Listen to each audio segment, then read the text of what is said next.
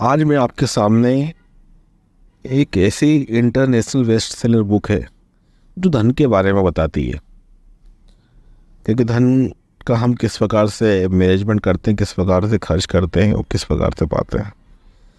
इसमें George S Klaasen जो author है, उन्हें जिस प्रकार से इसमें बताया गया है, शायद आप लोगों ने इंटरनेट सर्च भी किया होगा, पता भी होगा आपको। बेबीलोन का सबसे अमीर आदमी, बेबीलोन का जो सबसे अमीर आदमी जिसके राइटर है जॉर्ज एस क्लासन, उसी के मैं आपको कुछ नियम बताना जा रहा हूँ जो बहुत ही आपकी लाइफ में वैल्यू ऐड कर देंगे। तो इसको ध्यान से समझना। तो इस बुक का जो मैं बताने वाला हूँ उसका टाइटल है धन के 5 नियम। अगर आपके सामने एक तरफ सोने की मोहरों से भरी थैली रख दी जाए और दूसरी तरफ बुद्धिमत्ता के शब्दों से भरा मृदा पत्र रख दिया जाए, तो आप दोनों में से किसे चुनेंगे? रेगिस्तानी झाड़ियों की आग की हिलती रोशनी में श्रोताओं के झुलसे चेहरों पर दिलचस्पी की चमक साफ नजर आ रही थी। 27 लोगों ने एक साथ कहा, सोने की मोहरों से भरी थैली। यहाँ मैं आपको बीच में बताना चाहता हूँ कि बेबीलोन का सबसे अमीर आदमी में एक इंसान बहुत अमीर है और वहाँ के सम्राट ने उस अमीर आदमी को बुलाया है कि बाकी लोगों को अमीरी के रहस्य बताए, धन के नियम बताए। तो वहाँ पर एक बहुत बड़ा ऐसा बना हुआ है स्थान जहाँ पर वो इंसान सारे लोगों को धन के नियम बता रहा है और धन के नियम के आधार पर कहीं कहानियाँ लोग बता रहे हैं और उनके बारे में जो अमीर आदमी है, जिसका मैं नाम बाद में रिवील कर दूंगा, वो आदमी धन के नियम बता रहा है और सब अपनी अपनी कहानियाँ सुना रहे हैं। तो उसी में उन कहानियों का भी जिक्र इस अध्याय के अंतर्गत आएगा। रेगिस्तानी झाड़ियों की आग की हिलती रोशनी में श्रोताओं के झुलसे चेहरों पर दिलचस्पी की चमक साफ नजर आ रही थी। 27 लोगों ने एक साथ कहा, सोने की मोहरों से भरी थैली। बूढ़ा काला बाब समझदारी से मुस्कुराया। उसने अपना हाथ उठाकर उन्हें चुप कराया और कहा, रात में आवारा कुत्तों के भौंकने की आवाज़ सुनो। वे इसलिए चिल्ला रहे हैं और रो रहे हैं क्योंकि वे भूख से व्याकुल हैं। परंतु अगर उन्हें खाना मिल जाए तो उसके बाद वे क्या करेंगे? वे लड़ने लगेंगे और घमंड से इतराते हुए चलने लगेंगे। वे आने वाले कल की तरफ ध्यान नहीं देंगे जो निश्चित रूप से आएगा ही। इंसान भी यही करते हैं। अगर उन्हें सोने और बुद्धिमानी में से किसी एक को चुनने के लिए कहा जाता है तो वे क्या करते हैं? वे बुद्धिमानी को नज़रअंदाज कर देते हैं और सोने को बर्बाद कर देते हैं। आने वाले कल में वे दोबारा रोएंगे क्योंकि उनके पास अब सोना नहीं बचा है। सोना या धन उन लोगों को ही मिलता है जो इसके नियम जानते हैं और उनका पालन करते हैं। काला बाब ने अपने सफ़ेद दुसाले को अपने दुबले पैरों पर समेटा क्योंकि रात की ठंडी हवा बह रही थी। तुम लोगों ने इस लंबी यात्रा में वफादारी से मेरी सेवा की है। तुमने मेरे ऊँटों की अच्छी देखभाल की है। तुमने रेगिस्तान की गर्म रेत पर बिना शिकायत किए मेहनत की है। तुमने उन डकैतों का बहादुरी से मुकाबला किया है जो मेरा सामान लूटना चाहते थे। इसलिए मैं आज रात को तुम्हें धन के 5 नियमों की कहानी सुनाऊंगा। तुमने इस तरह की कहानी पहले कभी नहीं सुनी होगी। ध्यान से सुनो, मेरे शब्दों को बहुत ध्यान से सुनो, क्योंकि अगर तुम उनका मतलब समझ लोगे और उनका पालन करोगे तो भविष्य में तुम भी धनवान बन सकते हो। प्रभाव डालने के लिए वह थोड़ी देर रुका। ऊपर बेबीलोन के नीले आसमान में सितारे चमक रहे थे। उन लोगों के पीछे तंबू बंधे थे ताकि रेगिस्तान के संभावित तूफानों से रक्षा हो सके। तंबुओं के पास व्यापारिक सामान करीने से रखा था और जानवरों की खालों से ढका था। पास में ही ऊँटों का रेबड़ रेत में बैठा था। कुछ ऊँट संतुष्टि के साथ जुगाली कर रहे थे बाकी खर्राटे ले रहे थे। आपने हमें बहुत सी अच्छी कहानियां सुनाई है काला बाप, सामान बांधने वाले प्रमुख व्यक्ति ने कहा। हम चाहते हैं कि कल जब आपके साथ हमारी सेवा खत्म हो तो उसके बाद आपके शब्दों का मार्गदर्शन हमारे साथ रहे। काला बाप ने कहा, मैंने तुम्हें अजीब और सुदूर देशों के अपने अनुभव सुनाए हैं, परंतु आज रात को मैं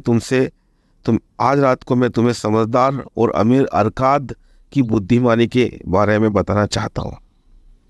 मैं जिस अमीर आदमी की बात कर रहा था, जिसको मैंने बोला था कि मैं आपको नाम रिवील करूँगा, बाद बताऊँगा, वो है अरकाद, जो बेबीलोन का सबसे अमीर आदमी था। उसके पास इतना धन था कि जितना भी लुटाए वो कम था, उसके लिए कभी ख़त्म नहीं होता था। सामान बांधने वाले प्रमुख व्यक्ति ने कहा, हमने उनके बारे में काफ़ी सुना है, क्योंकि वे बेबीलोन के सबसे अमीर आदमी थे। वे सबसे अमीर आदमी इसलिए बने क्योंकि वे धन के नियमों को जानते थे। धन के नियम उनसे पहले किसी को भी इतनी अच्छी तरह से मालूम नहीं थे।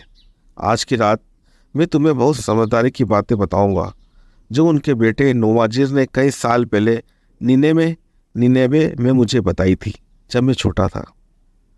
मेरे मालिक और मैं नोवाजिर के महल में देर रात तक रुके थे। मैं सुंदर कालीनों के बड़े बंडल लाने में अपने मालिक की मदद कर रहा था। नोवाजिर ने हर कालीन की जांच की, जब तक कि वह रंगों के चयन से पूरी तरह संतुष्ट नहीं हो गया। आखिरकार वह बहुत खुश हुआ और उसने हमें अपने पास बिठा लिया। उसने हमें बहुत दुर्लभ और खुशबूदार शराब पिलाई, जिसे पीने के बाद मेरे पेट में गर्मी दौड़ गई, क्योंकि मेरे पेट को इस तरह के पेय पदार्थ की आदत नहीं थी। फिर उसने हमें अपने पिता अरकाद की समझदारी की यह कहानी सुनाई, जो मैं तुम्हें सुनाने जा रहा हूँ। जैसी परंपरा है, बेबीलोन में दौलतमंद पिताओं के पुत्र हमेशा उनके साथ रहते हैं और उनकी जायदाद विरासत में पाने की आशा करते हैं।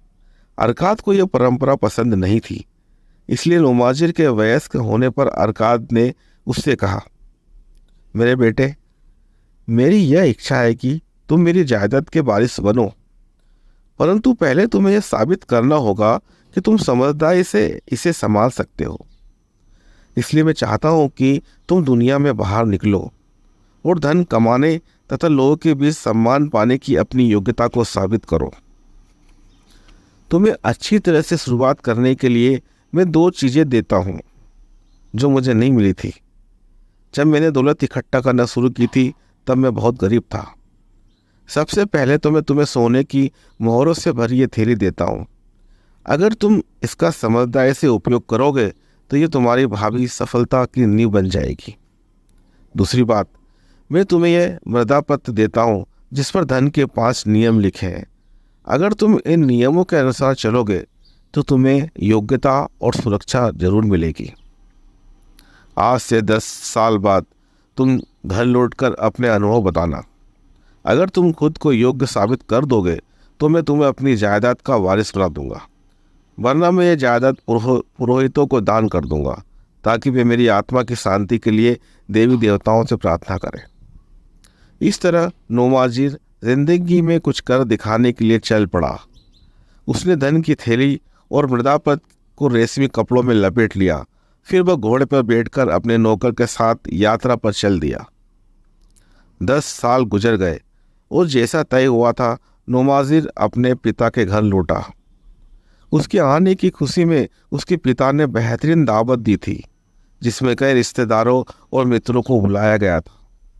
जश्न खत्म होने के बाद नोवाजिर के माता पिता बड़े हाल के एक और सिंहासन जैसी कुर्सियों पर बैठे और नोवाजिर उनके सामने खड़े होकर अपने अनुभव सुनाने लगा, जैसा उसने अपने पिता से वायदा किया था। रात हो चुकी थी। कमरे में तेल के दीपकों का धुआं भरा था। रोशनी मध्यम थी। सफ़ेद जैकेट पहने नौकर खजूर के लंबे पत्तों से हवा कर रहे थे। पूरे दृश्य में शाही गरिमा थी। नवाजिर की पत्नी और उसके 2 छोटे पुत्र परिवार के मित्रों तथा रिश्तेदारों के साथ कालीनों पर बैठे थे। वे सभी नवाजिर की बातें सुनने के लिए उत्सुक थे। नवाजिर ने कहा, पिताजी, मैं आपकी बुद्धिमत्ता के सामने सिर झुकाता हूँ। 10 साल पहले जब मैं युवावस्था की दहलीज पर खड़ा था तो आपने मुझसे कहा था कि मैं बाहर निकलूं और मर्द बनकर दिखाऊं, बजाय इसके कि मैं आपकी दौलत विरासत में मिलने का इंतजार करता रहा। आपने मुझे काफ़ी धन दिया था, आपने मुझे काफ़ी बुद्धिमत्ता भी दी थी। जहाँ तक धन का सवाल है, मैं स्वीकार करता हूँ कि मैं उसे ठीक से संभाल नहीं पाया। सच तो यह है कि मेरे अनुभवहीन हाथों से धन उसी तरह फिसल गया जिस तरह जंगली खरगोश पहला मौका मिलते ही उसे पकड़ने वाले बच्चे के हाथ से निकल भागता है। पिता ने मुस्कुराते हुए कहा, आगे बोलो बेटे, तुम्हारी कहानी बहुत दिलचस्प है। मैंने निनेवे जाने का फैसला किया क्योंकि उस शहर में तरक्की की संभावनाएं ज़्यादा दिख रही थी। मुझे विश्वास था कि मुझे वहाँ बहुत से अवसर मिलेंगे। मैं एक कारवां में शामिल हो गया और उसमें मेरे बहुत से दोस्त बन गए। उनमें 2 मधुरभाषी लोग भी थे जिनके पास एक बहुत सुंदर सफ़ेद घोड़ा था जो हवा की गति से भागता था।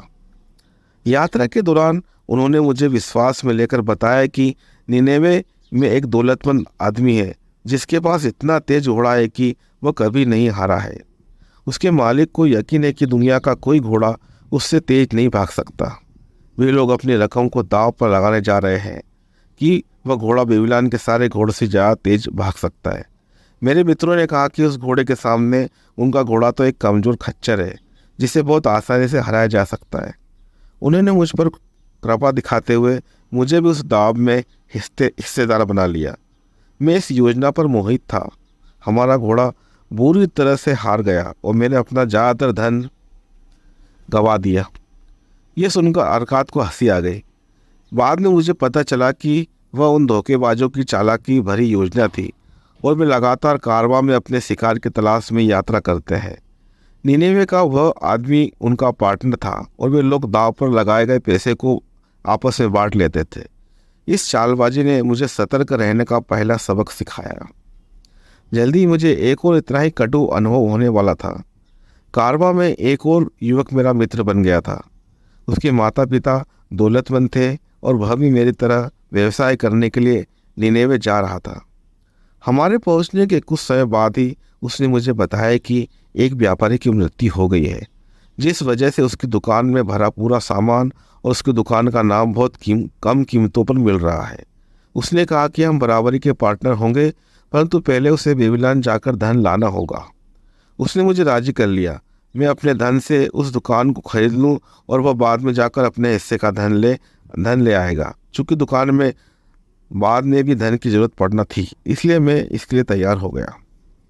वह बेबीलोन जाने में टाल मटोल करता रहा। काफ़ी समय बीत गया। इस दौरान उसने यह साबित कर दिया कि उसमें खरीदने और खर्च करने की समझ नहीं थी।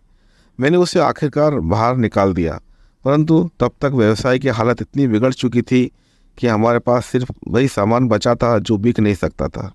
अब हमारे पास बाकी सामान खरीदने के लिए धन भी नहीं बचा था।